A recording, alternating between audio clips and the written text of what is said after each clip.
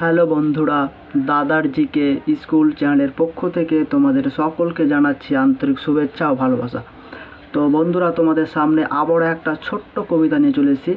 কবিতাটির নাম হচ্ছে বাবুরাম সাপুড়ে, লেখক সুকুমার রায়। তো কবিতাটি আমরা যখন প্রাইমারি স্কুলে পড়ি তখন কিন্তু পড়েছিলাম। তোমরা কোন কোন ক্লাসে পড়েছো অবশ্যই কিন্তু কমেন্ট করে জানাও। ওকে, তো চলো শুরু করা যাক আজকের কবিতাটি।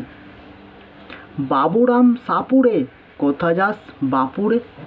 আয় বাবা দেখে যা, দুটি সাপ রেখে যা। যেই সাপে চোখ নেই, শিং নেই, নখ নেই, ছোটে নাকি হাঁটে না, কাউকে যে কাটে না, করে না কো ফোঁস ফাঁস,